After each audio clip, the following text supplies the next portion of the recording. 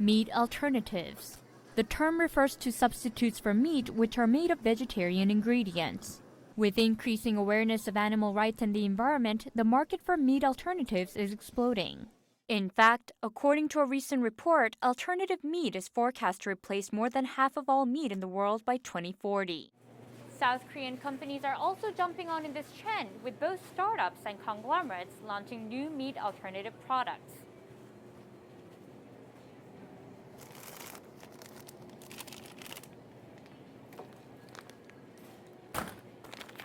Like this Korean barbecue and steak.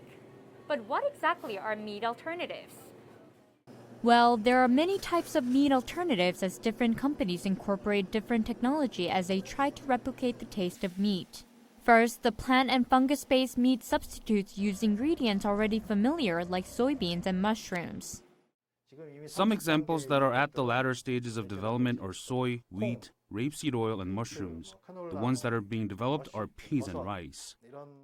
Here in South Korea, a startup is producing plant-based meat alternatives using data collected by the company on the texture, flavor, appearance, and chemical characteristics of different types of meat. We researched ingredients that can give off the scent of meat as well as plant-based fat that can approximate the meat fat. We get protein sources from soy and use seaweed to bind ingredients together. To give the color of meat, we use beets and red bell peppers. As well as plant-based types, there is another source of meat alternatives being explored: single-cell proteins. Instead of turning plants or fungus into food products, developers are growing cultures of proteins extracted from yeast, bacteria, or microalgae. They require less space to grow compared to conventional meat and have a smaller carbon footprint. Single-cell organisms can create 1 kilogram of themselves when they consume 1 kilogram, but multiple-celled organisms, when they consume 1 kilogram, can only create about 10% of that as flesh, and along the process continue to emit carbon dioxide. This means that turning to single-cell proteins can reduce the amount of carbon dioxide as well as methane that comes from raising livestock. In addition to single-cell proteins, researchers at a startup in Korea are working to grow cultures of meat cells from cows and pigs. This type of meat alternative is called cultured or cultivated meat. Although the cells are initially extracted from animals, the cultured meats do not require further sacrifice from the animals as the cells are grown in labs. No more animals are butchered in the process, and customers can enjoy the same taste of meat. This may look like just another science lab, but it's where cultivated meat is made in a multi-step process using seaweed. The researchers at the lab use seaweed to build scaffolding for meat cells to multiply on. The meat cells are then placed in the seaweed-based home along with nutritious water that helps the cells grow. The most important part is providing cells with space and nutrition, and seaweed is used in the process of both. In a span of weeks, the cells multiply, forming a large culture of cells that resemble a slice of meat. In addition to these startups, a number of conglomerates in South Korea have launched new meat alternative products in restaurants. We have prepared this space to provide the experience of having meat alternatives, which may be somewhat unfamiliar to consumers. Wow, so these are all dishes made of meat alternative soy protein. Here we have a salad with ham, a meatball sub, luncheon meat with rice, some sandwich, and some cooked meatballs. And I'm going to have a try at one of them. Here's some meatball.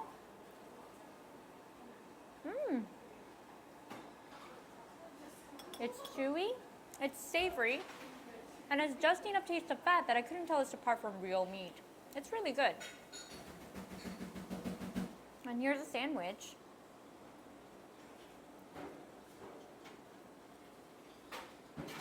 It's made of bologna hams and vegetables, and it tastes just like real sandwich. It's really good.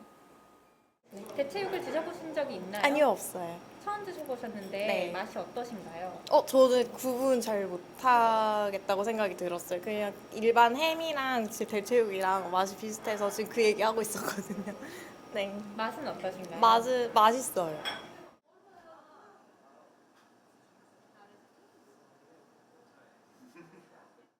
It tastes delicious. It's actually pretty realistic. As far as I can tell, I haven't eaten meat in, I think, 7 years, so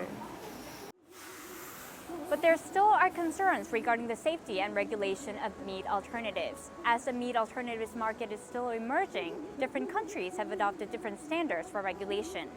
And the regulation not only applies to the production process, but also to the naming itself, as some in the livestock industry are opposed to the use of the word meat in the descriptions of alternative meat products. We think the name should be changed to something like artificial protein. We oppose the sale and marketing of artificial protein and processed products in the form of meat because it's demotivating for livestock farms. Regulations or lack thereof have led to alternative meat products with different ingredients. Some in the have been found to contain more sodium and additives than regular processed meat products. I think that in the early stages of development, we should encourage more research and development so we can come up with more possibilities. Then later, when products are ready to be sold to consumers, we could incorporate a kind of regulatory sandbox so that new products can continuously be developed. He adds that meat alternatives could provide help with rising food costs. Aren't we all having a hard time right now due to rising food costs due to the war or the rising cost of raw materials? But with meat alternatives, we can make our own meat in factories, and this could be a really groundbreaking idea. The researchers of meat alternatives say that the new products could especially help right now when the environment is becoming, quote, difficult to use. Herbicide resistance is increasing, there's climate change, and we're busy putting up buildings in Korea, so we're losing land. So it's becoming difficult to farm, and epidemics continue to go around killing animals. We created our products with the idea that we could possibly solve hunger issues if we could make meat using technology, that is, even with limited amount of fertile land. We're currently living in an environment where we can't raise more cattle. We're facing climate and food crisis. And even if the population doesn't increase, the population that enjoys meat is increasing around the world. But we need something else to meet the demand, and that can be a meat alternative. Data shows that the global population, which was around 7.9 billion in 2021, is projected to increase to around 9.7 billion in 2050, meaning that a massive amount of food will be needed. According to data from National Geographic, 36% of the world's crop calories are fed to livestock, which is finally consumed by humans.